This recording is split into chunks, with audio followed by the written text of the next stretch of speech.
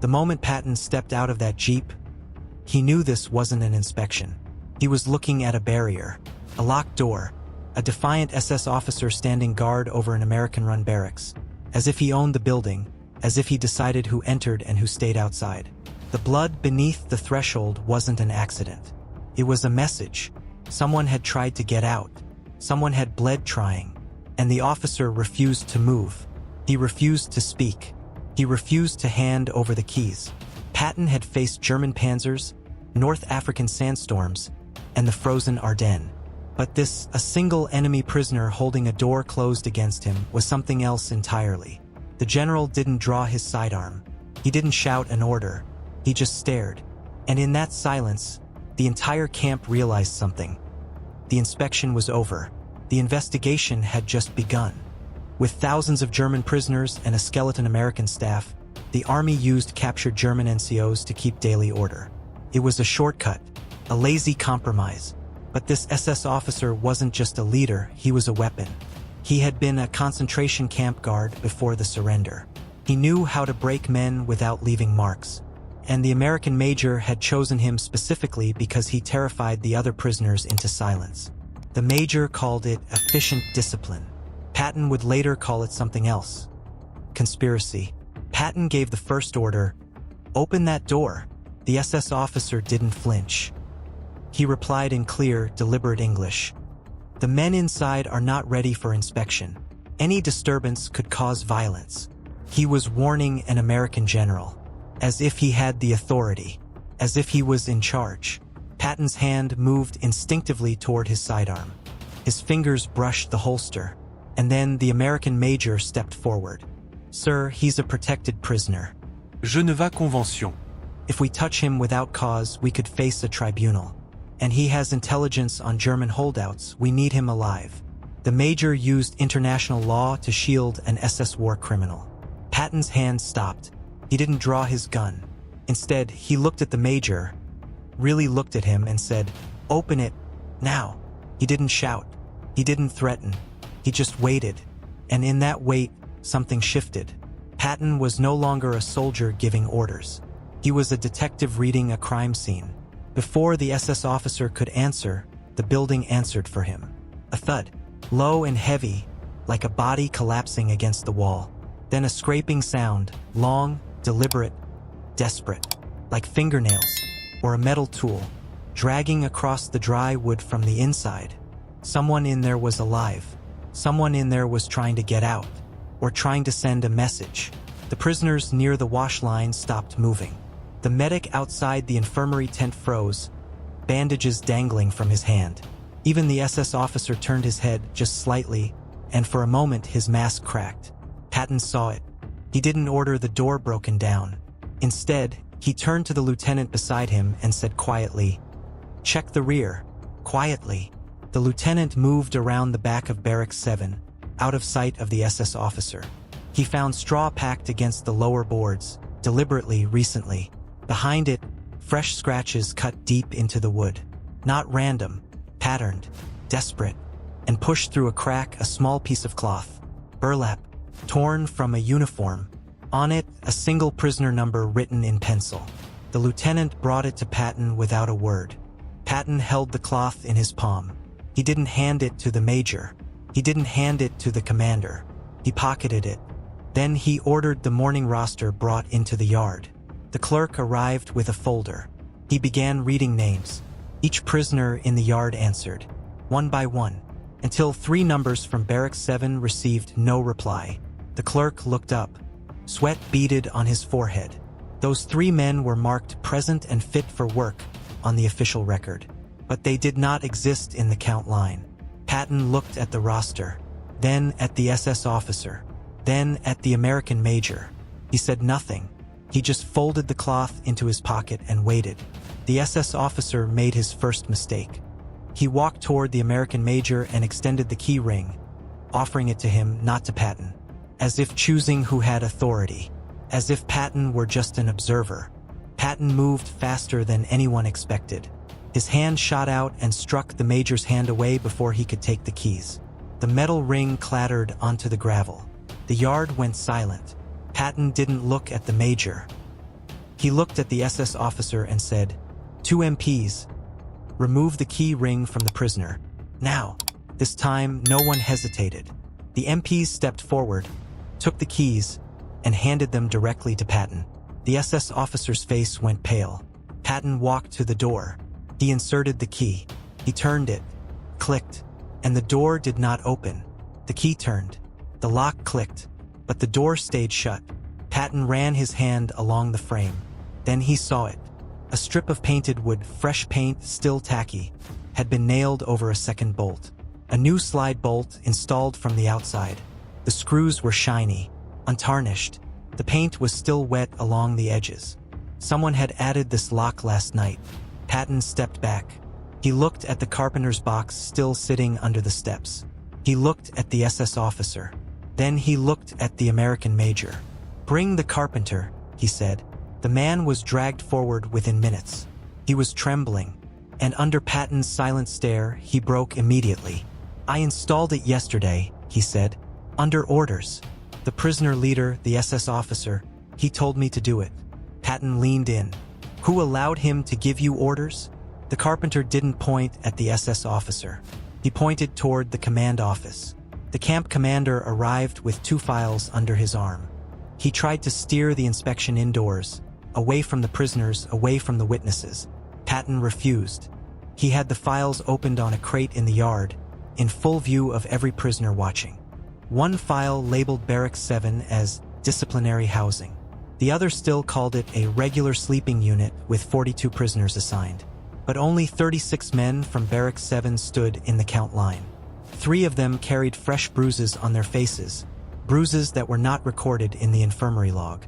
The commander said it was an administrative error. Patton looked at the bruises. He looked at the files. He looked at the SS officer standing beside the door. And he said nothing, because the numbers had already told him everything he needed to know. A German prisoner from another barracks suddenly stepped out of line. He held up a hidden spoon handle, sharpened into a small scraping tool. On it, one message, scratched into the metal: "The door must be opened before night." The medic examined the 3 bruised men in public. One of them had a jaw swollen so badly he couldn't speak. The medic looked at the infirmary log. No record of treatment. No record of the injury. Patton ordered the barracks searched from the outside first. MPs pulled down the window blankets. Each pane was smeared with soap and ash to block vision. Behind one window, a handprint had dried against the glass from the inside. The fingers were too small to belong to a strong man standing upright.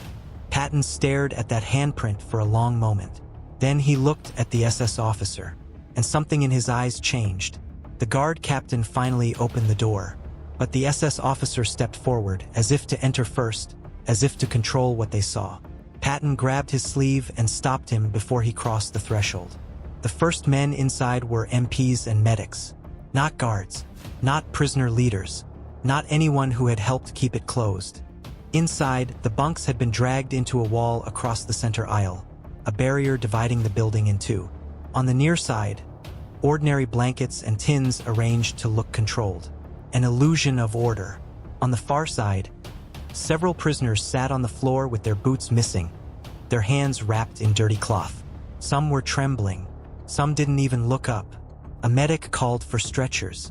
The yard erupted into movement. Patton ordered every man from Barracks 7 separated from every camp staff member. Immediately, under the last bunk, an MP lifted a loose plank.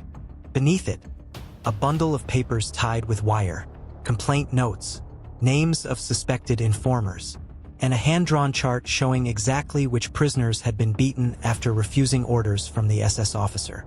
The chart included not only German prisoners. It included the initials of 2 American guards. They had allowed the SS officer to run the barracks at night. They had looked the other way. They had participated in the silence. Patton ordered those guards arrested at once. Their rifles were taken in front of the same prisoners they had helped silence.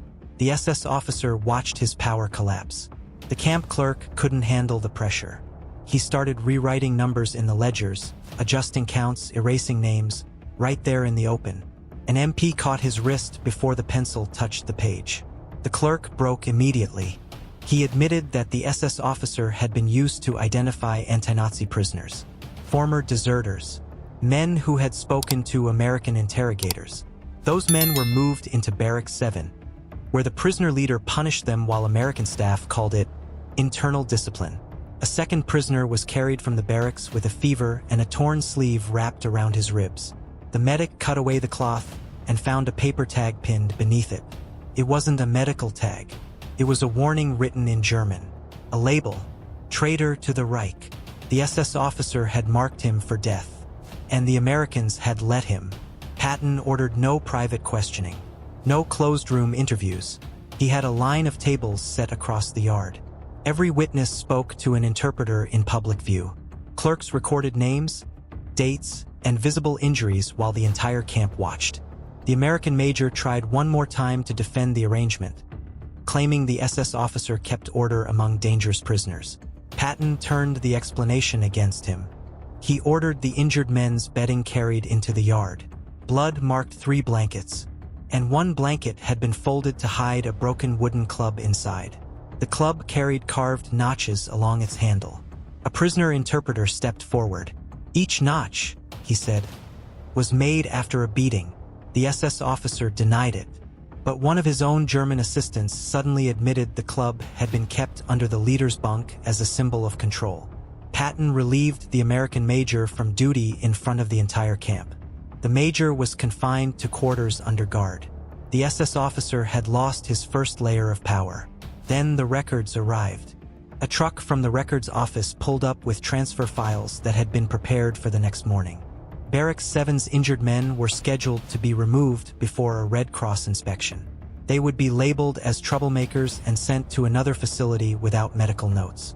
Patton signed an order stopping all transfers. He locked down every file cabinet. He placed MPs at the office doors. The refusal to open one barracks had now frozen the entire camp administration. No paper could protect them until the missing men were found. But one missing man was not in Barracks 7. He was not in the infirmary. He was found in the chapel storage room, hidden behind stacked hymnals and broken chairs.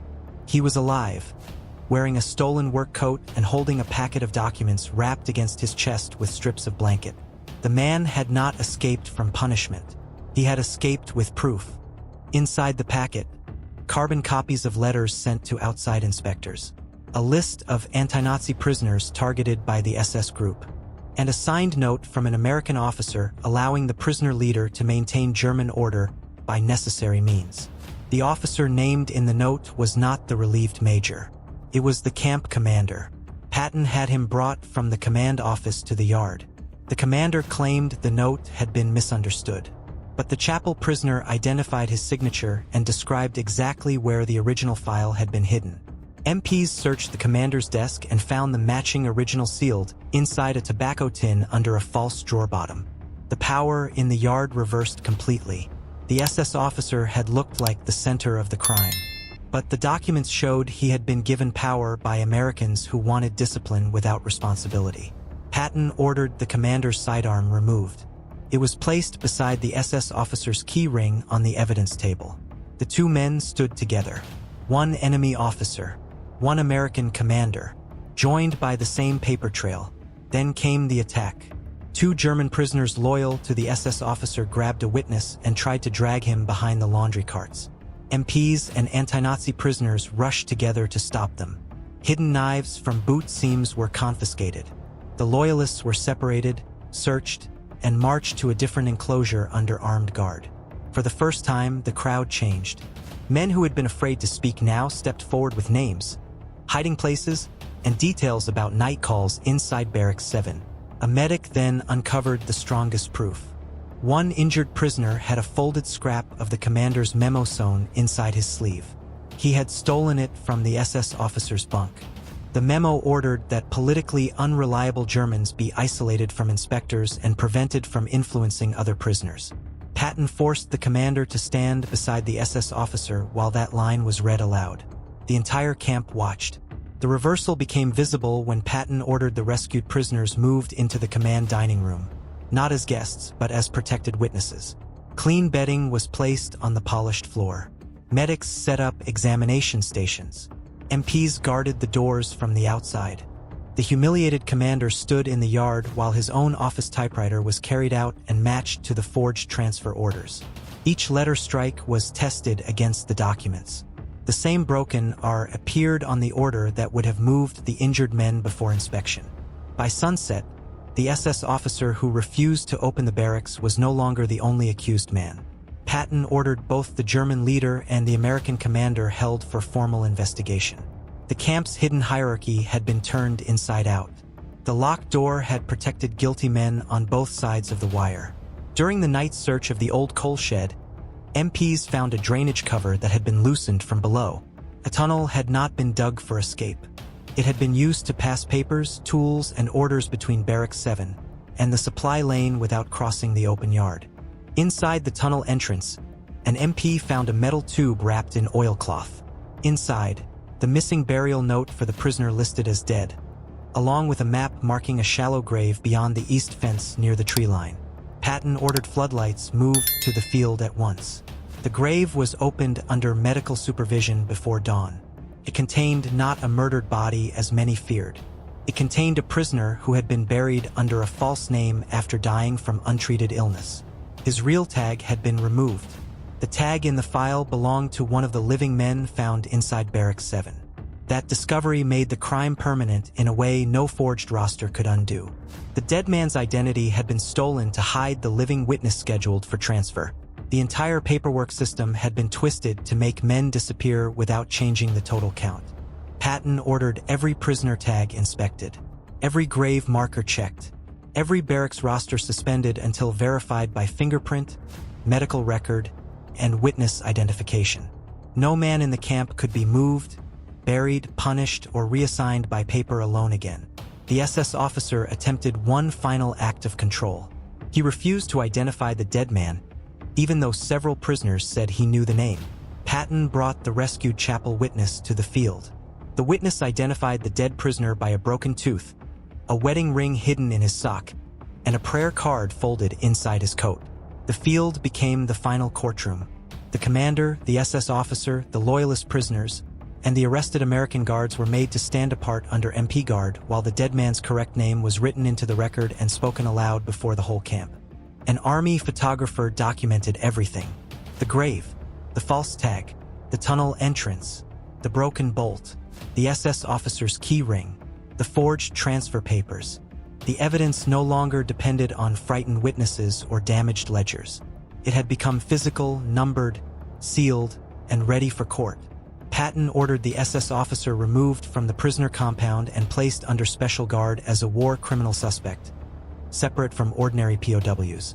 The American commander was taken away in the same convoy, stripped of command before the prisoners who had watched him hide behind procedure. Before sunrise, Patton returned to Barracks 7 and ordered the door removed from its hinges. He had the hidden bolt cut free, tagged as evidence, and loaded beside the tunnel tube, false tags, forged orders, and the command memo that had created the system.